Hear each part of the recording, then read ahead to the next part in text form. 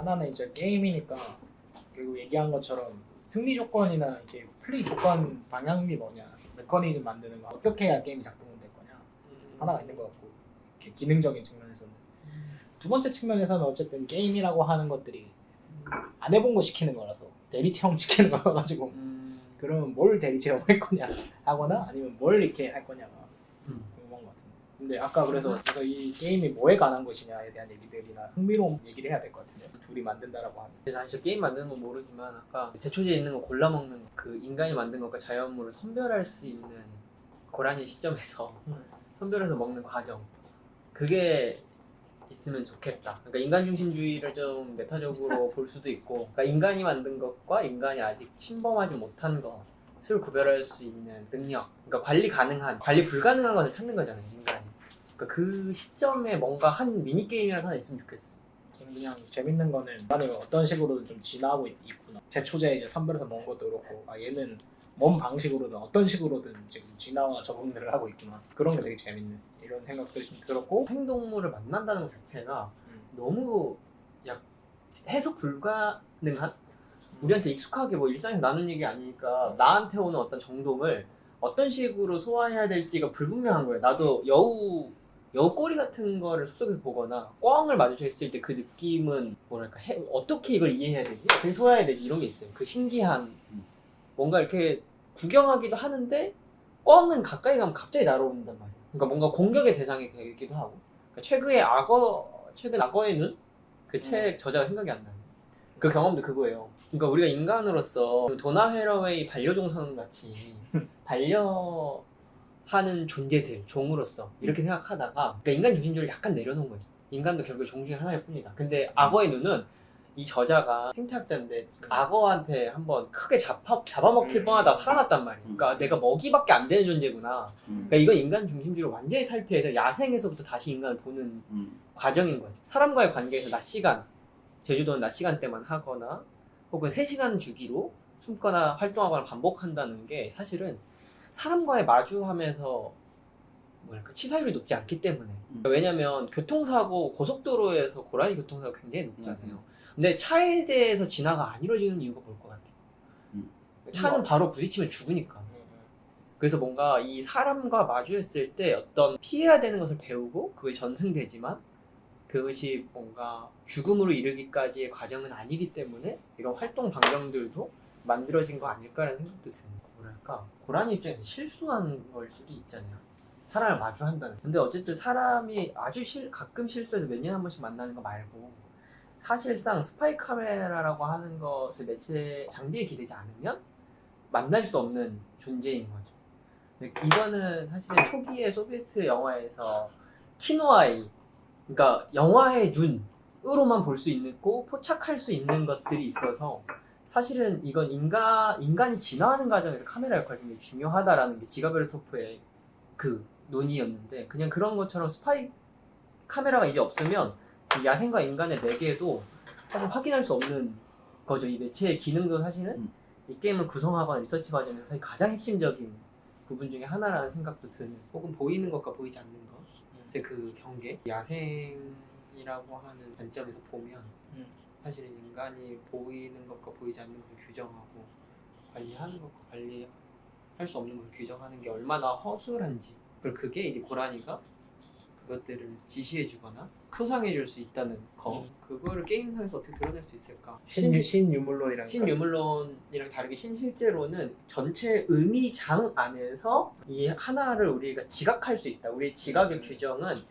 오늘날의 이데아 하나가 아니라 수많은 이데아, 이를테면 하나, 분과학문 속에서 각자가 만든 이데아, 일상 속에서 일상 하나의 이데아, 이 이데아들을 전체 작용하면서 이 의미장 안에서 우리 하나를 표현한다. 우리는 왜냐면 태양 하나를 인지할 때도 신화 속이나 뭐 종교 속의 태양의 의미와 오늘날 천체물리학에서 얘기하는 태양의 의미와 우리가 일상에서 햇빛 다가워라고 하는 태양의 의미를 전체 이 실제들이 전체 총합으로서 의미 작용으로서 태양 하나를 인지하고 지각한다는 거예요. 근데 보드게임이라는 것 자체가 현실을 메타적으로 보드게임 한다는 건 수많은 합의 과정을 거쳐서 그 근원적인 뭐 물질적이거나 현실 뿌리는 없어도 합의 과정을 거쳐서 만들어진 실제들의 전체 이제 의미장으로 그 하나를 우리가 지각할 수 있다는 거지. 네. 내가 웃은 거는 그 고라니 그러니까 이런 걸 좀 적용해보면 어떠냐 이런 고라니를 그러니까 아까 얘기 나온 게 고라니가 가지고 있는 어떤 야생의 낯섦 혹은 내가 인간이 가진 소유권에 대한 침해만 아니면 가능한 어떤 존중 그리고 관리 가능한 것 그리고 보이지 않으면 없는 것으로서의 야생 이런 다양한 그 고라니 한 마리를 그렇죠. 두고 네트워크들. 발생하는 이 실제들을 이거 어떻게 이제 게임으로 만드냐 고라니는 사실은 하나의 증상인 거지 지금 오늘날의 고라니를 통해서 의미장애, 뭘 볼 거냐. 증상의 의미장에 어떤 증상들이 있느냐를 고라니가 이 장도라고 하는 시공간에서 고라니가 어떤 식으로 그 의미장들을 드러나게 해줄 거냐 혹은 뭐 이 감각을 재구성하는데 고라니는 어떤 역할을 하고 있는가 그거를 이제 게임으로서 재구성하는 과정인 거죠. 보드게임의 이제 시뮬레이션. 타동적 회화라는 얘기가 나오거든요. 타동적 회화라고 하는 게 결과적으로 의미론 내에서 두 개 구성인 건데 회화 내에서도 하나는 이제 자기 참조점으로서 회화. 그러니까 어떠한 그 이전의 회화 모델들 뭐 예를 들어서 마네나 아니면은 뭐 이제 뭐 푸셸, 니콜라 푸생이나 거기에 작가들에도 내시는 그 회화적 역사 속에서 참조점이 하나가 있는 거고 그러면서 그 도상들을 비틀면서 의미론 속에서 하나 있는 거 예를 들어서 어떠한 작가 하나는 니콜라 푸생의 회화들을 거의 파쿠르를 한 건데 그러니까 뺏겨온 건데 뺏겨오는 과정에서 실제적으로 되게 이제 여러 가지 그 주제 자연에 관한 것들을 자기가 임의대로 강조를 하고 그래서 푸생에 바치는 오마주로 얘기를 했지만 실제적으로 그 자연 안에서는 그 의미론 안에 있는 그 자연들을 다 넣어놓은 거죠. 그래서 지금은 회화라고 하는 게 어떠한 재현들이 아니라 그 의미론 속의 안에서 회화 이상의 것들을 얘기하는 게 타동적 회화다라고 얘기를 제가 이해한 바로는 그랬었는데 고라니도 마찬가지인 것 같아요. 고라니는 하나의 그냥 의미 단위인 것 뿐이고 고라니로 확장되는 것들이 너무 많으니까 그런 것들을 어떠한 방식으로 이제 구조화시켜서 들어오느냐 게임이라고 했을 때 그 방식인 것 같은데 뭐 예를 들어서 여기에 모티프를 가지고 와서 어떠한 게임들의 그것들을 가져올 수도 있고 아니면 여기 변신이라고 했으니까 변신하는 소설이 되게 많지 않아요? 카프카 이런 그 다음에 뭐 가장 간단하게 만들 수 있는 방법들을 생각해봤을 때 스토리텔링을 한다라고 생각을 하고 약간 게임적 승리 조건, 대결적 승리 조건을 가지고 있지는 않지만 하나의 룰이라고 했을 때 이 고라니라고 관련해서 발생할 수 있는 상황들의 더미들을 만들어놓고 이벤트나 액션 뽑아놓고 그런 것들을 어떠한 돌아가면서 그것들을 뽑고 그리고 그러면 계속 이제 의미 다발들이 생기잖아요. 이걸 가지고 그 다음에 그 다발을 이용해서 뭐 스토리텔링을 하라고 한다든지 예를 들어서 얘는 내가 첫 번째 뽑은 제초제를 가려먹는 고라니 그 다음에 뭐 이제 뭐 두 번째는 뭐 이제 운동장 2개 크기 안에 사는 고라니 이런 식의 의미 다발들을 했을 때 그걸 가지고 여기 이걸 뽑은 다음에 내가 생각하는 고라니 그 고라니에 대해서 묘사하시오 라고 하던지 그 글로 묘사하든지 그림으로 묘사하든지 그런 것들의 의미 다발들을 뽑아서 다시금 재해석하게 할 수 있는 게 있을 것 같은데 요거는 게임은 아니지 왜냐면 승리 조건은 없으니까 근데 꼭 게임 아니어도 돼 옛날에 뭐 일렌시아? 그거는 아예 그 승리 뭐 레벨업이나 이런 게임의 조건들을 안 갖춘 게임이라고 아니죠 어때요? 나 해본 적이 없어가지고 엘렌샤 레벨은 없지만 기술 어빌리티가 있잖아 계속 성장한다라고 하는 그거는 건 있고 직업이라고 하는 체계는 없지만 어빌리티들을 시간이라고 하는 자원은 무한정해서 마비노기 해봤어요. 직업은 명확한 직업은 없지만 어빌리티를 투자할 수 있는 시간은 한계가 있으니까 특성화시키게 되죠. 아니면 그냥 게임 프린세스 메이커 같은 선택지 게임들 있잖아요. 하나 뭐 고라니 한 마리를 성장시키는 과정 그런 형식도 그러면은 전체 시스템 설계는 이렇게 돼야 되지. 전체 시스템 설계는 어떤 행위 조건들이 발생을 했을 때 그게 누적이 돼서 그러면 여러 가지 고라니 진화 모델이 한 50개라고 치면 그러면 그 50개의 알고리즘을 짜야 되는 거죠. 그리고 근데 이거는 보드 시스템 게임이 이제 컴퓨터 게임이 아니다 보니까 그걸 어떻게 수기로 할 건가. 어쨌든 그 구조도만 있으면 그게 얼마든지 이 보드 게임으로 가능한 거네요. 그런 하려고 하면 선택지 게임, 일종의 선택지 게임도. 근데 이제 작가의 의도를 완전히 해킹해서 고라니 죽이기 만들 수도 있죠. 근데 그런 거 있어. 개복치 살리기 게임. 반대로 약간 죽이면 욕먹을 것 같으니까 죽이진 않고. 뭐랄까 이 고라니 입장에서는 이런 빠져나갈 수 없는 이 세계, 부조리한 세계 이런 느낌이거든요. 근데 이 고라니 입장에서는 일종의 오늘날의 문명 속에서 살아간다는 게 일종의 부조리극 같은 거잖아요. 고라니 클리어 모르죠 그거는. 불가능한 고라니가 어떤 생각하고 이미 그게 죽은, 그냥 인간 죽은 사람들이 정신으로 대입하는 거잖아요. 뭐 일단은 의미를 그렇게 생성할 수 있죠. 그러니까 이 점점 삶에 터져가는 축소되고 그러니까 뭔가 끊임없는 이윤 창출과 개발로 살아갈 수 있는 환경, 그러니까 손대지 않고 인간이 손길이 닿지 않고 살아갈 수 있는 환경이 축소되는 상황이 이렇게 클리어하기 굉장히 어려운 미션을 부여받은 거랑 좀 접점을 맞출 수 있지 않을까 생각이 드는 거예요. 그냥 제목부터 떠올랐어요. 고라니를 죽이는 고라니가 죽는 40가지 방법. 개를 뭐였지 원래 원제가 뭐였지? 몰라. 개를 하지 않는 40가지 뭐 이런 게 있었던 것 같은데. 그러니까 왜냐면 약간 고라니가 그냥 느낌이 약간 개복치랑도 비슷한 것 같은데 이제 차에 치여 죽는다는 느낌들이 좀 많으니까 그냥 일반적인 그냥 생각을 했을 때 잘 죽는다는 느낌이 있거든요. 근데 실제적으로 그 죽는 방식들을 보면 다 인간에 의해서 죽는 거니까 지금 봤을 때는 그래서 그런 것들을 하면 들킬 수는 있을 것 같은데 근데 뭔가 잘 모르긴 하지만 그냥 지금 다 의미론 이런 거 다 떠나서 그냥 되게 이미지적으로 생각했을 때 사람들이 고라니 흉내를 내면 재밌을 것 같다. 퍼포먼스를 해야지만 다음 카드를 깔 수 있고 고라니 흉내는 재밌을 것 같지 않아요? 웃길 것 같아요. 카드의 미션을 자기가 그리는 고라니를 수행하는 어떤 미션이 있으면은 근데 나는 그러니까 이 의미망 속에 고라니가 어떻게 배치되어 있는가를 파악하는 게 실제 고라니를 배제하는 방식이라고 생각 안 되거든요. 그러니까 단순히 수단으로만 쓰는 게 아니라 고라니 자체가 목적이기도 하고 그 전체 의미망을 파악할 수 있는 수단도 되는 거잖아요. 그러니까 이를테면 고라니의 입장에서 결국엔 계속 생각하는 게 인간 중심주의를 벗어날 수 없지만 어떻게 하면 좀 더 고라니라는 행위자와 인간이라는 행위자를 좀 이렇게 동등하게 다룰 수 있는지 혹은 사실 내가 잘 모르는 분야여서 참 입을 계속 말을 아끼게 되는데 동물권에서 야생동물에 대한 논쟁이 엄청 치열하잖아요. 그 동물권 관점에서 고라니는 어떻게 사유되어야 되는지 이런 것들이 좀 뭔가 게임의 태도를 결정할 수 있지 않을까? 그 생각이 듭니다. 근데 핵심적으로 게임을 만든다라고 했을 때는 의도가 있는 거잖아요. 어떤 메시지를 주느냐. 그래서 내가 남기고 싶은 메시지가 뭐냐가 일단은 되게 얘기도 많이 했으니까 그거를 해야 이제 게임이 어떻게든 게임으로 만들 수 있을 것 같아. 어떤 거에 집중할 거냐. 근데 약간 지금 나왔던 얘기들이 어쨌든 고라니를 통해서 지금 인간이 생각하는 존재들 자연이 관리 가능하고 안 보이면 야생동물 없는 거고 혹은 제초제 같은 걸로 대표되는 우리는 추프를 죽여야 되고 고라니는 뭔가 새롭게 새싹이 핀 걸 먹어야 되고 이 대립 지점이나 충돌 지점을 가시화하면서 보이지 않더라도 존재한다고 그리고 그 존중하는 방법을 고민할 수 있게 하는 보드게임? 너무 교훈적일 수 있지만 그래도 뭔가 이 야생동물에 한해서는 뭔가를 전유한다는 게 그러니까 위압적으로 고라니를 막 위압적으로 죽일 수도 있고 이 메시지를 위해 혹은 고라니의 위협으로 인간이 위협당하는 서사일 수도 있고 그렇지. 고라니 재산권을 다 침해해버리는 거지.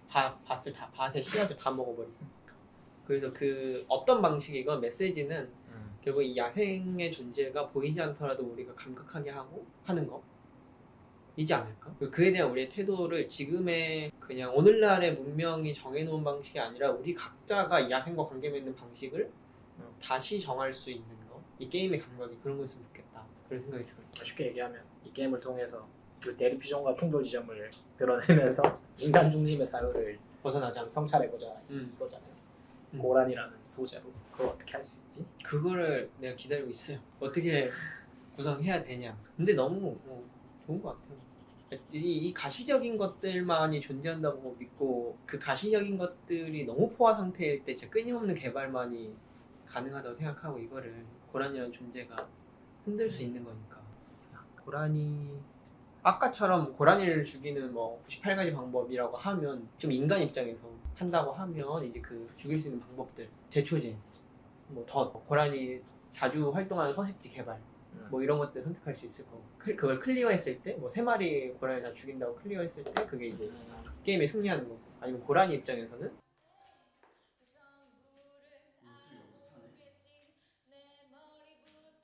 부조리극 같은 거 피해갈 수 없는 너무 힘든 미션들을 계속 부여봐요. 결국에 죽는 부조리 게임.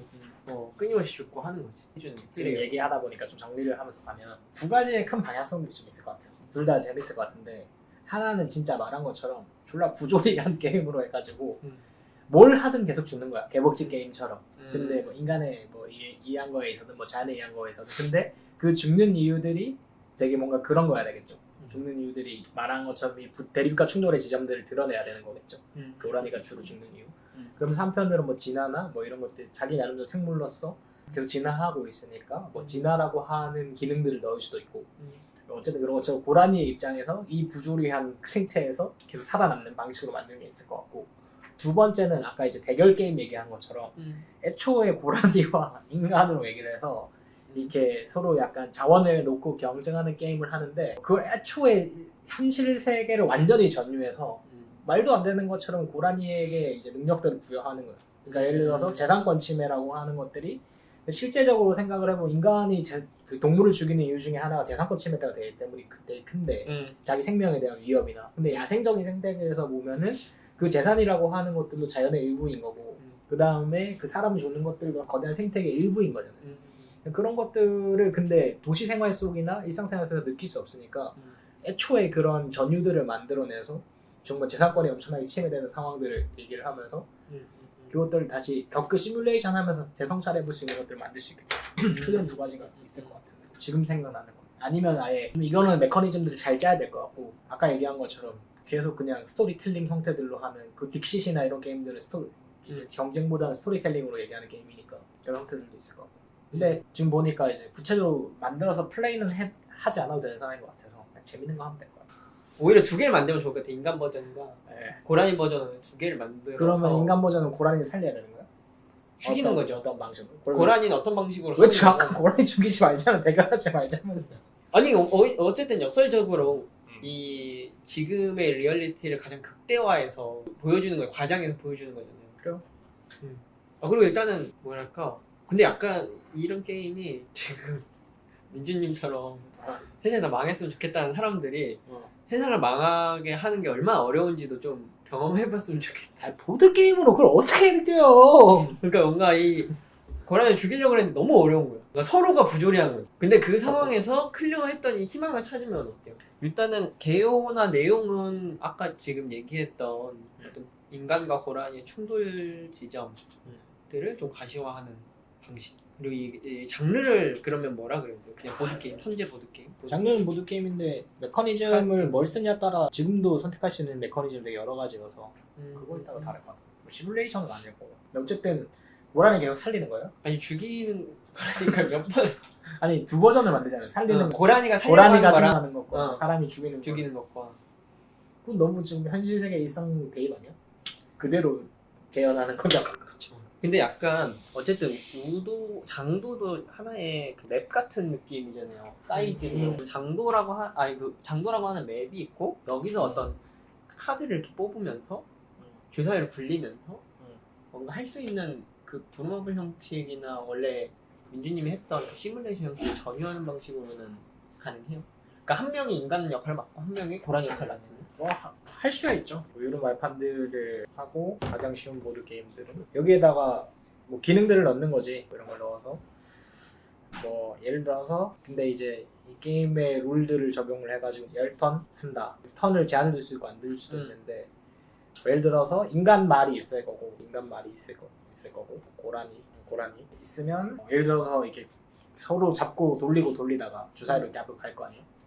같은 데에 놓였다. 그러면 이제 고라니는 죽는 거지. 그리고 고라니 굴에 인간이 들어갔다. 그럼 이제 고라니는 죽는 거죠. 그리고 이 다른 뭐 기능들을 했을 때는 뭐 이벤트가 일어나서 부루마블로 치면 황금열쇠잖아요. 이제 뭐 고라니가 죽거나 어드밴티지를 얻거나 이런 형태들로 할 수 있고 그러면서 뭐 고라니는 살아남는 거라고요?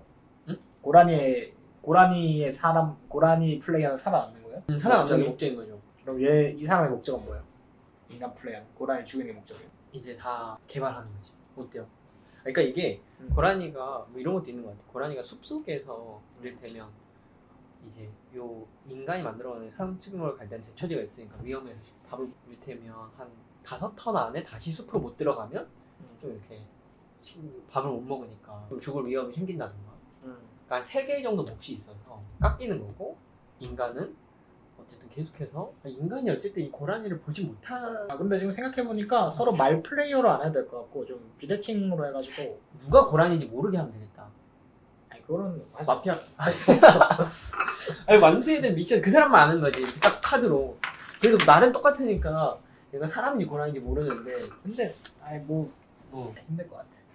진짜요? 왜냐면 사람이랑 고라니가 하는 행동들이 비슷한 것도 있겠지만 전반적으로 다르잖아요. 그러니까 어떤 행동을 유도할 때 금방 알아채는다. 그래서 내가 생각했을 때는 애초에 부조리그로 그냥 간다라고 하면 게임 말 플레이어를 쓰는 건 고라니 플레이어밖에 없어. 그럼 다 사람 한 4명 정도. 2명 플레이로 해가지고 아니 3명 플레이로 해서 다 고라니야. 그리고 어떤 칸에 들어가면 고라니가 번식을 해요. 저기 새끼가 나왔잖아요. 예를 들어 그러면은 식량 자원이 있어야 돼. 식량 자원이 예를 들어서 뭐 이제 몇 개 이상일 때 번식이 가능한 거야. 그다음에 플레이어가 여러 명이라고 하면 이제 이게 서로 고라니가 2명 곱하기 2 됐을 때 같은 말에 모였을 때 같이 모여야 짝짓게 할 거 아니에요.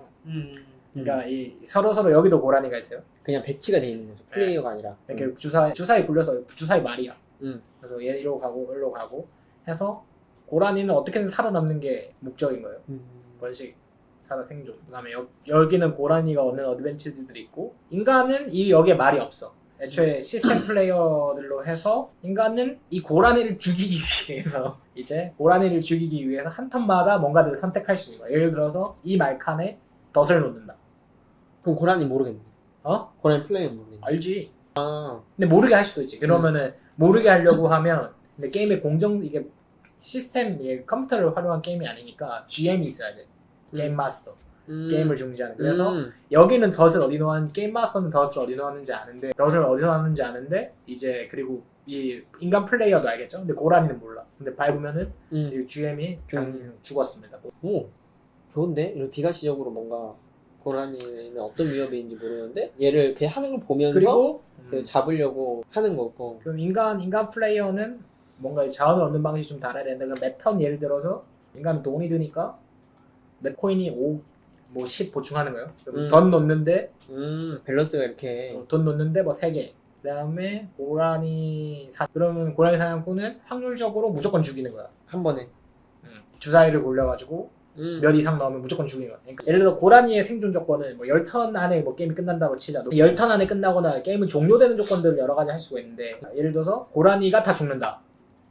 아니면 10턴이가 한 바퀴 이렇게 한 바퀴 그러니까 서로 돌아가는 게 돌아가는 게 뭐 주사위 어, 돌리거나 고라니가 다 죽거나 아니면은 이제 인간 플레이어는 뭐 코인이 고갈되거나 아니면 이제 인간 플레이어는 잔인하다. 진짜 돈이 없으면 죽는구나. 뭐 그런 형태들로 이제 승리 조건들을 하면 될 것 같고 그래서 인간은 고라니를 잡기 위해서 계속 덫을 놓거나 사냥꾼을 고용하거나 아니 뭐 하는 거고 근데 여기에 이렇게만 하면 재미가 없으니까 이벤트 카드들을 열어서 고라니가 이렇게 뭔가들 했을 때 여기는 복불복인 거지. 예를 들어서 로드킬 당했으면 무조건 이제 고해하면 죽고 근데 여기 이 이벤트 카드들을 여러 가지들로 배치해서 이 이벤트 카드들을 이제 의미망에 넣거나 아까 우리가 얘기했었던 것들로 우리가 생각하는 재밌는 지점들 뭐 고라니는 사실 물을 잘 친다. 병을 잘 쳐서 그리고 고라니 동료가 한 명이 더 생겼다 여기에. 한 턴에 어쨌든 이렇게 한 턴에 한 번 만나서 한 마리 그냥 생성. 아니면 이렇게 만나고 한 턴이 더 지날 때 만약에 포유류니까 빨리 안 날 거 아니에요. 그래서 한 목이 더 생길 때 개체수를 늘릴 때 한 턴에 한 2턴을 돌아야 이제 출산을 하는 방식으로 암컷 고라니로 하고 그러니까 이게 실제 현실은 좀 무시하더라도 왜냐하면 상상으로 구현하는 거잖아요. 실제 현실은 고라니가 2명이 만나고 갑자기 고라니 새끼가 생기진 않지. 근데 게임적 허용에서는 고라니가 2개 같은 말판에 됐다? 그러면 이제 새끼가 생기는 게 가능하죠. 근데 하다 보니까 그 게임이라는 형식이 결국엔 뭔가를 계속 지켜야 된다는 그 구조적 닫힘이 있어요. 있네요. 이게 상상력의 제한이 엄청 크네요. 그래서 내가 이제 이런 구조들로 하면 아방가르드지지 않기 때문에 고라니를 연기시키거나 그런 걸로 해야 좀 재미있는 게임이 된다. 아니면 지금도 이런 카드에서 그런 미션을 줄 수 있잖아요. 플레이어들한테 몸을 좀 연극적으로 그런 거라도 좀 너무 뭐랄까 닫혀 있으니까 너무 실제 리얼리티를 구현하게 되죠. 그냥 다큐멘터리가 되는 것 같아요. 좀 더 픽션적인 요소나 과장하거나 그래서 아까 이제 고라니가 인간과 죽이는 거나 그런 걸 얘기했잖아요. 서로 그 정도로 되면 이제 현실이 아닌 형태들로 과장이 되는.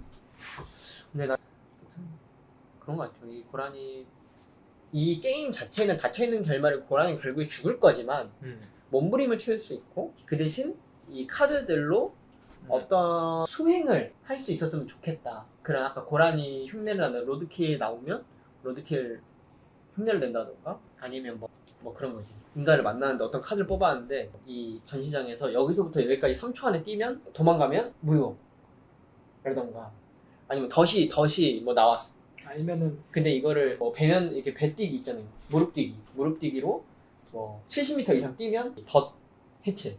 이런 식으로 뭐 계속 그런 수행 그냥 구조를 닫힌 구조를 벗어나는 법. 그러니까 그런 하나의 닫힌 구조 안에서도 뭔가 다른 방식의 플레이가 가능한 거. 그러니까 벗어나는 건 애초에 불가능하다고 하면 그런 생각도 들어요. 그러니까 게임적인 걸로 안에는 절대 허용될 수 없는 거지만 이제 예술이라고 해서 허용될 수 있는 거는 이 뭔가 이벤트 카드를 뽑았을 때 질문들을 하는 거예요. 그러니까 실제로 이 뭔가 동물이나 동물권이나 생명윤리와 관련된 것들에 대해서 뭐 당신은 육식을 합니까? 이 카드를 뽑았을 때 그 카드를 뽑으면은 실제적으로는 그건 게임 안에서 끝나야 되는 건데 실제로는 근데 게임 외부의 논리들을 들고 오는 거잖아요. 실제 이 플레이하는 사람의 그래서 그럴 수 있지. 그렇게 메타적인 균형. 그래서 당신 육식주의자입니까? 육식을 합니까?